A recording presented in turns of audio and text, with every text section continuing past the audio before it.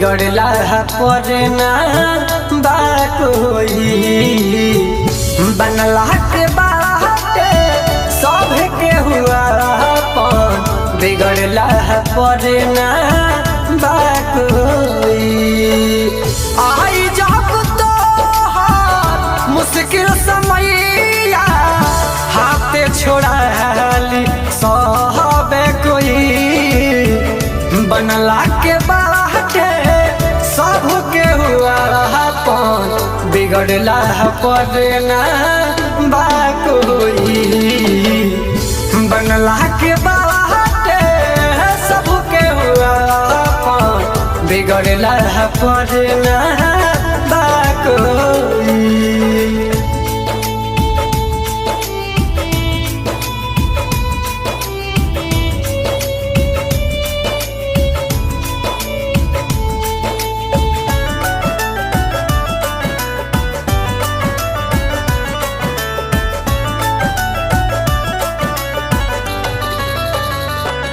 साथ सबका हो छूटी रिश्ता नाता भी टूटी छूटी दुनिया के सब मोह माया हो बस 2 दिन के खातिर सभे आंसू बहाई चाहे अपन हो या पराया हो।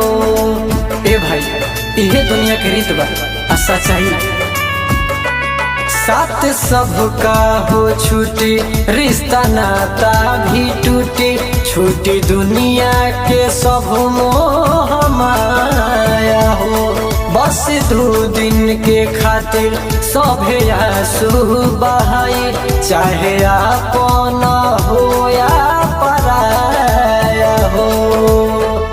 जय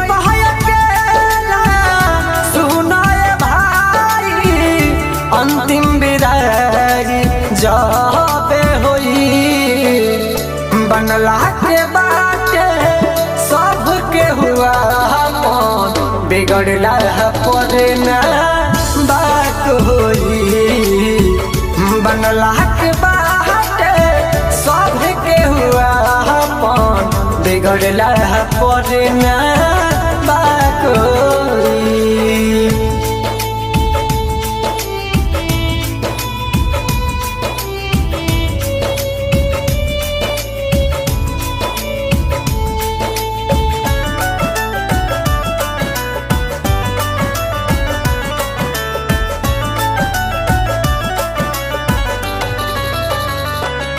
बतिया साचे कहिले सुन सुमहन सुनी हो बहाई हे दुनिया के रीत हो देख बानी हो तोहार इहे करी दिखावा बाकी पैसे के बा मन मीत हो।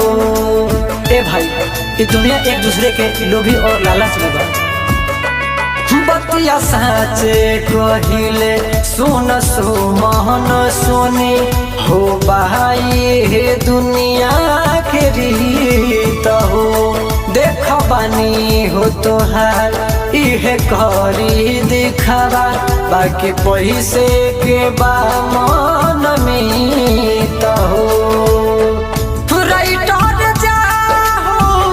खुद के संभाला अपन बिना आपन होई बनला के बाटे सब के हुआ अपन बिगड़ला पर ना बा कोई बनला के बाटे सब के हुआ अपन बिगड़ला पर ना बा कोई।